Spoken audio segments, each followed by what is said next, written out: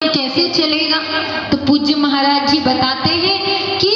आप उस चरणामृत को अपने घर में एक शीशी में रख लीजिए, एक शीशी में रख लीजिए। जो घर में जो भी जल का पात्र हो उसमें आप 2-4 बूंदे डाल लीजिए और नियम ले लीजिए, जिस मटके में, जिस टंकी से आपके घर में मतलब पानी यूज होता है आप उसमें डाल लीजिए और आप उस चरणामृत को ही सुबह उठकर सर्वप्रथम उसका पान करिए। तो उससे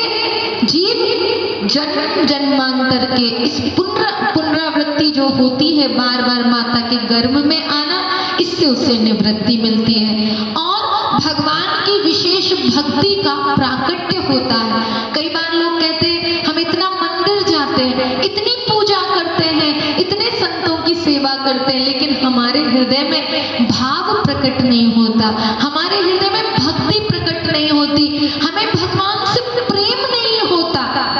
जो लोग भगवान से प्रेम करना चाहते हैं उसे अपने जीवन में ये नियम अवश्य लेना चाहिए कि मैं अपने दिन की शुरुआत चरणामृत से करूंगा। पुनरपि जन्मम पुनरपि मरणम पुनरपि जननी जठरे शयनम, इस दुख से निवृत्ति अगर मिलेगी तो वो भगवान के चरणामृत से मिलेगी। तीसरी बात, आप लोग यहाँ पर खूब, मैं सुबह से देख रही थी, कई लोग परिक्रमा करते हैं, कई लोग नहीं करते। ये कई बार लोग सोचते हैं परिक्रमा महाराज जी बता देते हैं, लेकिन परिक्रमा से क्या होता है, परिक्रमा से लाभ क्या मिलता है? तो शास्त्र बड़ा सुंदर कहते हैं कि यानी कानी च पापानी, यानी कानी च पापानी जन्मांतरम कृतानि च तानि तानि प्रविश्यन्तु प्रदक्षिणा पदे पदे। कहते हैं कि एक जन्म में नहीं, अनंत जन्मों में, आपके इस जन्म में नहीं, लख 84 में, अनंत जन्मों में कोई भी अपराध यदि आपसे बन गया हो, किसी प्रकार का भी ऐसा अपराध जिसकी आप निवृत्ति नहीं हो पा रही है, आप अनेक साधन करते हैं फिर भी वो पाप नष्ट नहीं होते, तो कहते हैं कि भगवान की प्रदक्षिणा करने से, भगवान के मंदिर की प्रदक्षिणा करने से, भगवान के धाम की प्रदक्षिणा करने से, किसी संत की प्रदक्षिणा करने से, जो परिक्रमा हम लगाते हैं, ऐसा नहीं है कि वृंदावन आप लोग जाते तो वृंदावन की परिक्रमा से लाभ नहीं मिलता,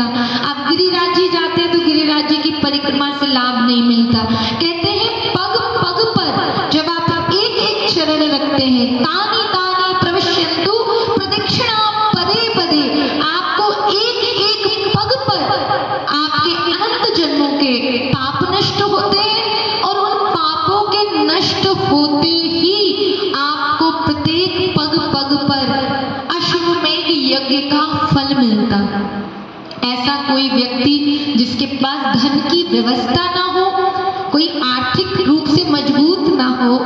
किसी के पास कोई ऐसा साधन ना हो जो बड़े बड़े अश्वमेध यज्ञ करा सके, बड़ी बड़ी कथाओं को करा सके, बड़े बड़े भंडारे करा सके, मान लो कोई ऐसा समर्थ नहीं है, तो शास्त्र कहते हैं कि भगवान के मंदिर की प्रदक्षिणा करने से, संत की प्रदक्षिणा करने से, धाम की प्रदक्षिणा करने से प्रत्येक पग पग पर आपके अनेक जन्मों जन्मांतर के पाप नष्ट होते